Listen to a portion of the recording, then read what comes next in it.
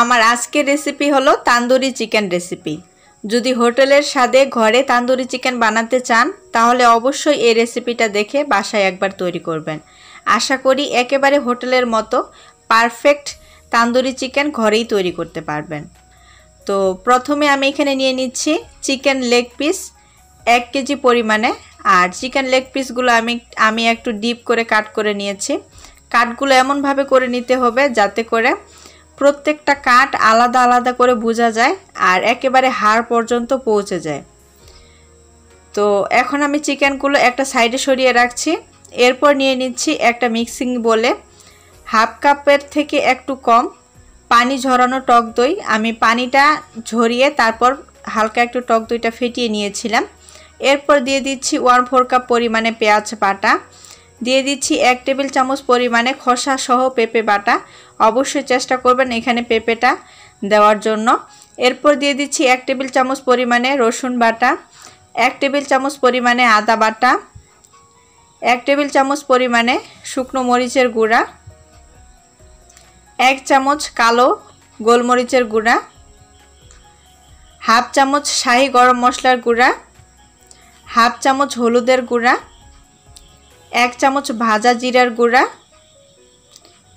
1 চামচ ধনিয়া গুঁড়া আর দিয়ে দিচ্ছি 1 চামচ উঁচু করে লবণ।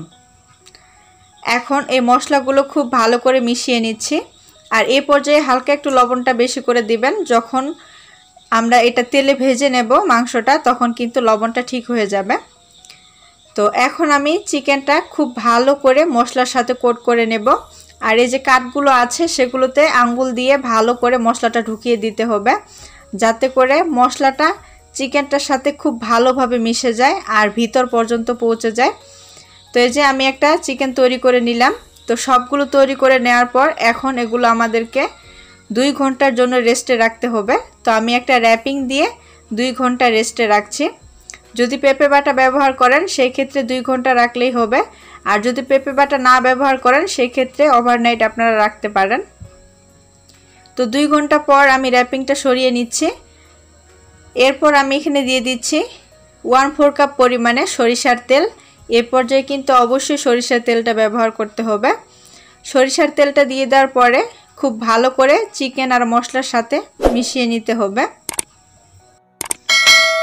তো এই তান্দুরি চিকেন আপনারা চাইলে ওভেনেও তৈরি করে নিতে পারেন, আবার চাইলে চুলায়ও খুব ভালোভাবে একেবারে হোটেলের স্বাদে তৈরি করে নেওয়া যায়।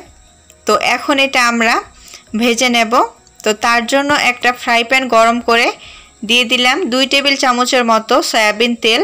তেলটা যখন খুব ভালোভাবে গরম হবে তখন আমরা এখানে চিকেনটা দিয়ে দেব। আর অবশ্যই কিন্তু তেলটা খুব ভালোভাবে গরম করে তারপর চিকেনটা দিতে হবে। আর যখন চিকেনটা দিব তখন প্রায় 1 মিনিট আমরা হাই হিটে এটা রান্না করে নেব। কারণ যখন আমরা হাই হিটে রাখবো তখন মশলাটা চিকেনের সাথে খুব ভালো করে কোট হয়ে যাবে। আর যদি এই পর্যায়ে লো আঁচে রাখেন সেই ক্ষেত্রে মশলাটা তেলের সাথে ভেসে উঠবে, তখন আর চিকেনের সাথে এটা কোট হবে না। তো 1 মিনিট এটা ভেজে নেওয়ার পরে আমরা এটা অপর পাশে উল্টে দেব। এ পাশেও আমরা 1 মিনিট ভেজে নেব। 1 মিনিট ভেজে নেওয়ার পরে ঢাকনা দিয়ে 15 থেকে 20 মিনিট আমরা এটা মাঝারি আঁচে রান্না করে নেব। আর এই 15 থেকে 20 মিনিটের ভিতরে আমি কিন্তু বেশ কয়েকবার নেড়ে চেড়ে দিয়েছি। আমার চিকেনটা তৈরি হয়ে গেছে, খুব সুন্দর একটা কালার চলে এসেছে। তো এখন আমি এটা তুলে নিচ্ছি। তো দেখে বুঝতে পারছেন চিকেনটা কিন্তু খুব ভালোভাবে সিদ্ধ হয়ে গেছে। তো এখন এটা তুলে নেওয়ার পরে বাকি যে চিকেনগুলো রয়েছে সেগুলো সেম প্রসেসে আমরা ভেজে নেব। তো সবগুলো চিকেন আমার ভাজা হয়ে গেছে। এখন আমি এখানে কয়লার ধোঁয়া দিব। তো আমি কিছু কয়লা জ্বালিয়ে নিয়েছিলাম, তারপর 1 চামচ ঘি দিয়ে দিলাম।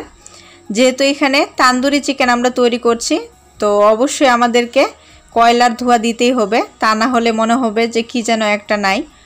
তো কয়লার ধোঁয়াটা দিয়ে দেওয়ার পরে যতক্ষণ না ধোঁয়াটা খুব ভালোভাবে চিকেনের সাথে মিশে যায় ততক্ষণ অপেক্ষা করতে হবে।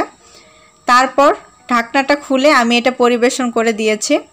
তো তৈরি হয়ে গেল খুবই সহজ আর মজার হোটেলের স্বাদে তান্দুরি চিকেন রেসিপি। তো তো আজকের ভিডিওটা এই পর্যন্তই, আবারও ফিরে আসব নতুন কোনো ভিডিওতে।